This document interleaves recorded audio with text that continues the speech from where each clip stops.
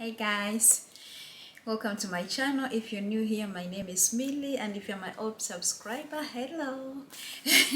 In today's video, I'm going to be talking about being black in Denmark. I come from Uganda and I live in Denmark, and if you don't know where Uganda is, it's in the east of Africa, and if you don't know where Denmark is, it's in North Europe. It's in Europe. So I live here, and I'm going to be talking about my experience. Some other black people might experiencing other things, but my experience as being a black person, especially a black woman in Denmark. Number one, the stairs.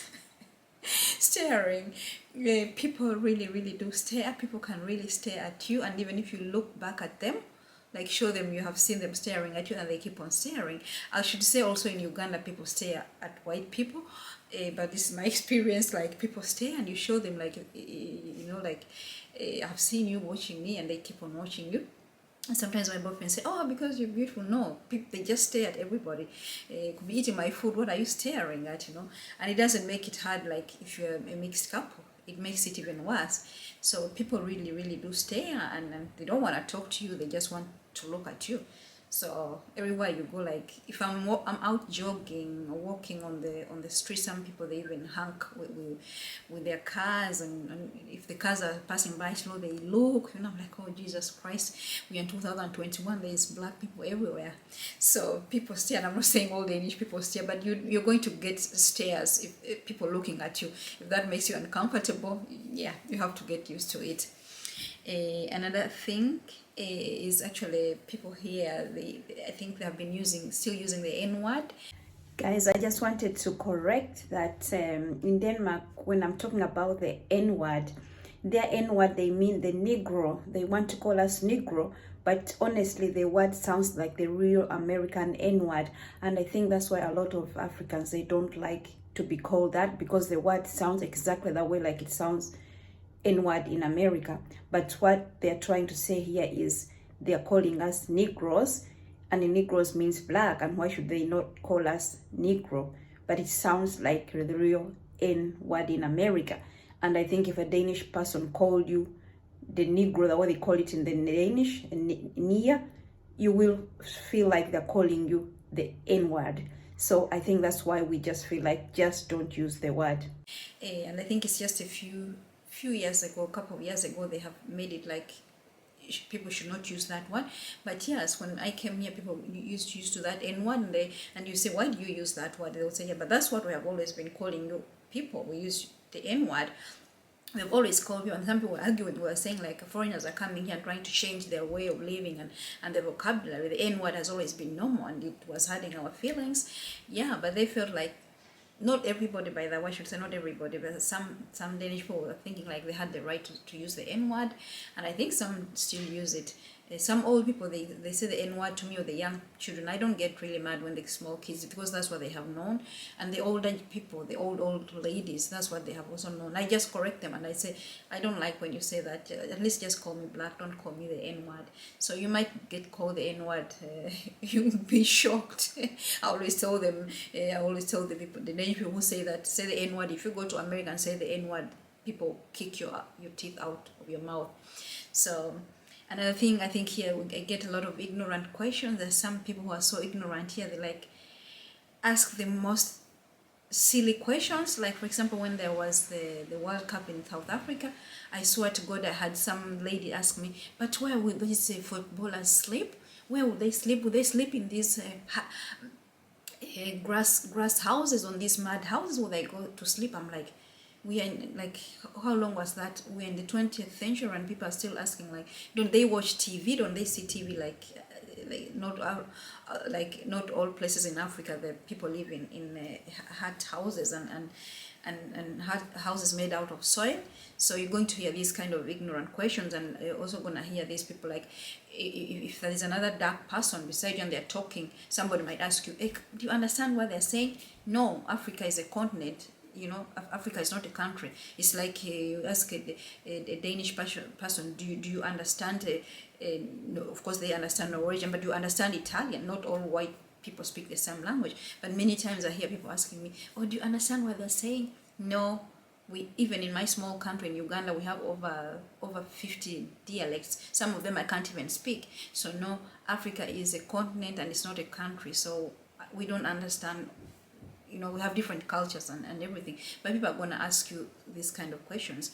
And for example, also, like, sometimes I wear a scarf, a head scarf on my head. I've always done that. A lot of African people wear these head scarves, and people ask, are you a Muslim? Like, no. And why do you want to know if I'm a Muslim? Like, I don't have anything against Muslims, but like, they don't know, like, you can wear a scarf even if you're not a Muslim. So these kind of ignorant questions. I remember also my kid, my daughter coming home very, very sad, saying like how the kids were asking her, like, if all people, like, if she was going, we are going to Uganda, she was younger, like, all they were asking her, where are you going to sleep, what will you eat, and these kind of questions. And at that time she was able to use her video. She said, Mom, I'm going to film when we go to Uganda, I'm going to make videos, and then I can come and show them a different kind of Uganda. So she did this video, and she came and presented to her class. I hope the children there, they learned that not everything they see.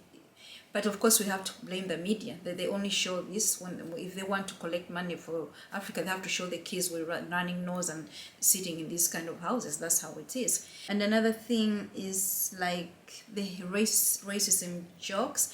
And I think all countries, there's racism in all countries, don't get me wrong. Even in Uganda, they are racist. But I think in Uganda, we are more accepting, like, of foreigners, because we are such mixed, we have so many different people coming, like Somali and Sudanese. I think we are so accepting of foreigners, and I think even if white people are treated better than our own black people in Uganda. So I don't think white people are experiencing the same racism like we experience. And in Denmark, I might say I don't experience the same racism like as people in the US experience. I'm very safe here. Nobody is going to come and shoot me or anything because I'm black, or things like that. But racism is everywhere, and I think the racism in Denmark is very hidden, and I think sometimes it's hidden in their jokes. I know, like, before, people would say something like that, I don't need the lights because in the dark, because I can see you with I can see with your teeth, and I used to laugh at that, but I just realized that's actually very racism, so you're gonna experience a little bit of racism. I call it racism. For example, also at my work, I'm a nurse. I took an education. I have a bachelor in nursing, but I'm telling you, many times I've been at work and I go to the patient, and then they say, "Can you call the nurse?"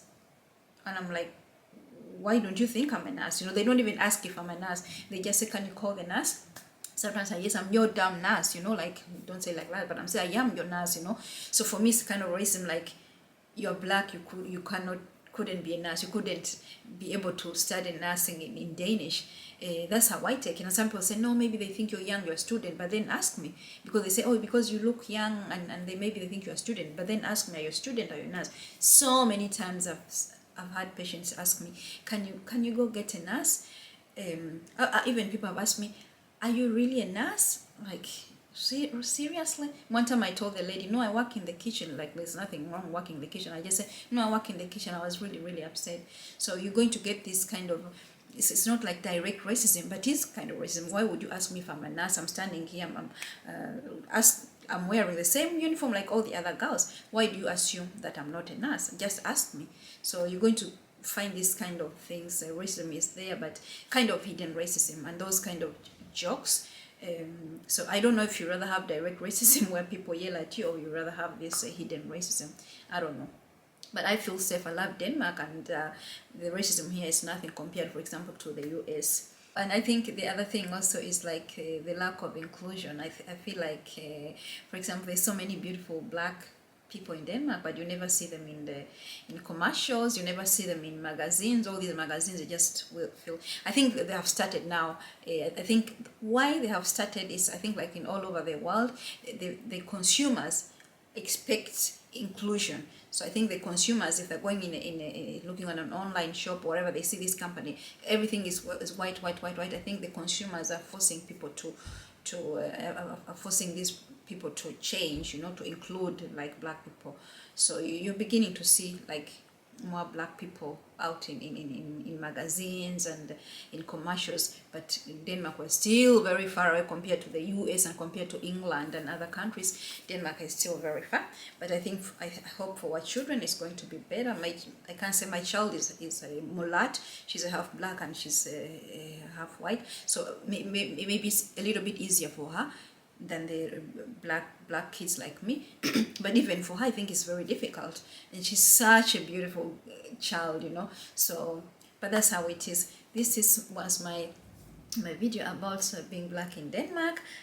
I'm not complaining about Denmark. I love Denmark. So I hope you like the video, and stay tuned for some more juicy videos. All right, take care and bye bye.